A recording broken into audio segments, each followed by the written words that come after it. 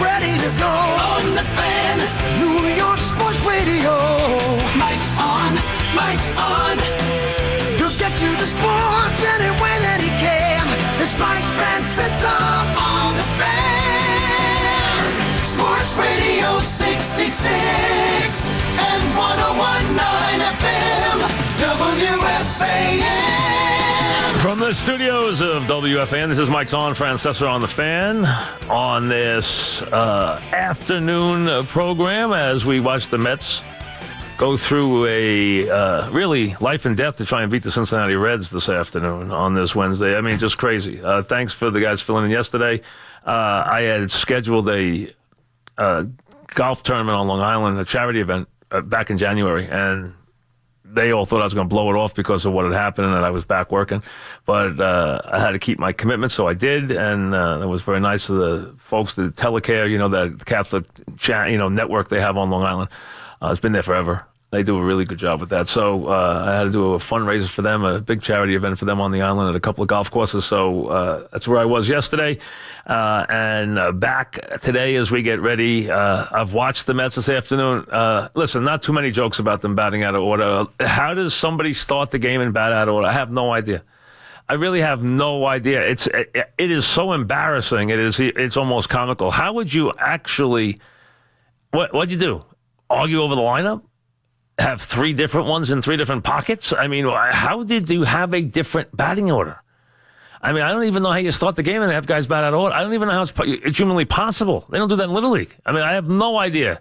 But they did. And more importantly, their life and death to try and, win 2 out of 3 against a team that is just so bad. It's ugly. And they almost lost game 1. They lost game 2. And here they are, 1-1 in the 10th in game 3. And Wheeler had to get out of first and third, no out, bases loaded, 1 out, in the 6th inning to preserve this game, which is 1-1 going to the bottom of the 10th. So the Mets' life and death as we go through the afternoon here and get ready for some real baseball tonight as the Yankees and the Red Sox will meet, with the Yankees hotter than Georgia asphalt right now as they have won 16 out of 17. I mean, listen, when you win 9 in a row, the idea is don't give back 3 or 4 games. To lose 1 game and then knock off 7 in a row is utterly ridiculous. I mean, that is putting together, if you have a 20-10 month, you had a great month in baseball.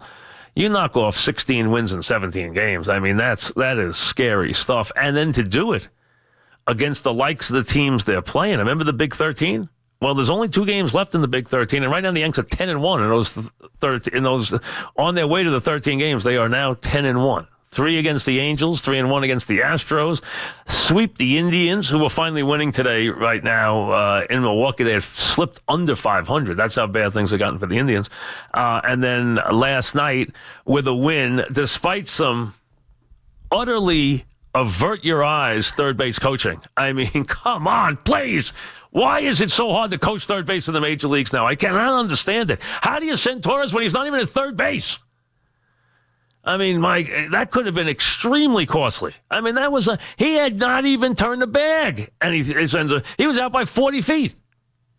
So I just don't get it sometimes how bad the third base coaching is. It really is. It's just, in the major leagues, third base coaching used to be an art. It is so bad now. It's unbelievable. You see so many bad reads.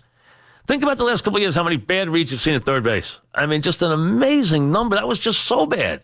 It was out from here to there. I'm not going to make a big deal out of the Stanton play. I don't know if he would have been safe if he slid anyway. I don't think he would. I couldn't tell if he would have been safe or not. I actually thought he was safe at first glance.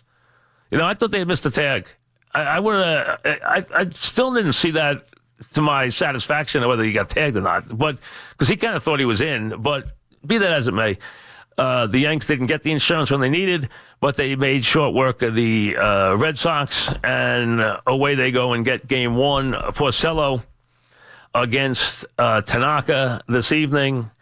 No Price, Rodriguez tomorrow, and the Red Sox will try to see if they can first break through and then worry about winning the series. First get a game against the Yankee team, which, every night finds a way and wins games. Blew the game Friday night to the Indians, blew the big lead with CeCe on the mound, came back, won the game. On Sunday, basically said, hey, not our day, rest of my pen, here's your game, and still won the game. So, I mean, right now it is very hard for the Yanks to even contemplate defeat the way things are going right now. That's how hot they have gotten in this season. And the Red Sox opened the season that hot. The Yankees right now are that hot. And the Red Sox will see if they can cool them off this evening. So we got plenty of Yankees, Red Sox to get to. Listen, I know Stan had a couple of home runs last night. I didn't think last night's game was... I got to the game in the third inning as far as TV. I was driving home from the event I was at, and I was listening on the radio.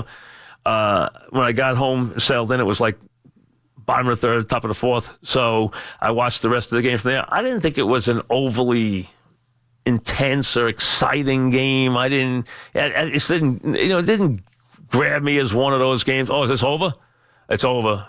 Reds beat the Mets. That's a home run. Who hit it? Duvall hits it in the lower deck and left, and Harvey's going to have a lot of fun pitching in that park. I mean, my God, that is a bandbox. So the Mets lose 2 out of 3 to the Reds. Hey, they stink right now, folks. There's no other word for it. They are an awful team going nowhere, and really, they are rudderless, and I think it could get a lot worse. Right now, they're going to Philadelphia. Bruce is going to have his baby, so he's gone. Cespedes is hurt. Frazier's on the DL. DeGrom's on the DL coming off to pitch hopefully this weekend. Syndergaard can't find himself. They have nothing in the bullpen. They have nothing behind those two, and now they just lost 2 out of 3 to the worst team in the world. They are going nowhere fast, and I'm glad they found a place for Harvey. You know what they found for Harvey? A place where Harvey's going to go out there and get pounded, and they're not going to care. They are going to let him pitch because they don't have 5 guys. So Harvey wants to pitch. He won't have to look in the bullpen and see if he's coming out of the game. He's not coming out. But good luck pitching in that park because everything's a home run in that park. Absolutely everything. So good luck pitching there, and with a team that has, can't beat anybody, but they just beat the Mets 2 out of 3. So it has gone. I know a lot of people said to me, hey, you really overreacted on the Mets on Monday. I said, no, I didn't. It's that bad right now, and it could get worse in a hurry. And I get a feel with teams where I just think things are just coming apart. And I think the Mets, it is coming apart at the seams. And it could get a lot worse very quickly. And that's why if you're the manager, if you're Sandy, if you're Omar, if you're Jeff Wilpon, right now be very, very concerned. You're just not putting a product that can win on the field. This is a perfect indication. You won 1 game and you were lights out to, you were life and death to win it in a 3-game series against the Reds. You could have got swept.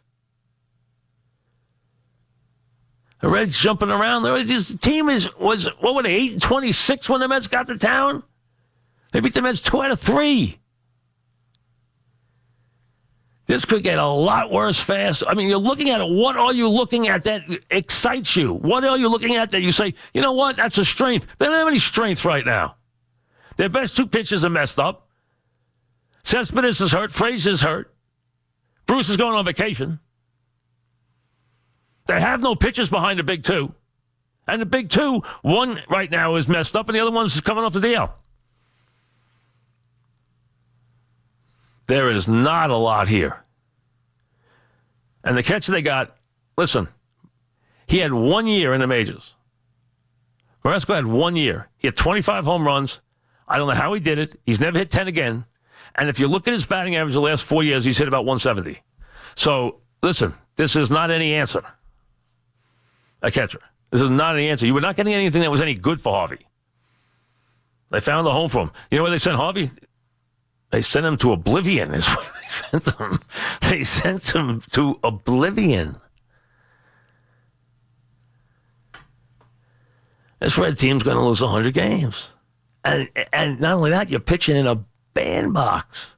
And when it's 5-0 in the second, don't look out to the pen for somebody. There's nobody there.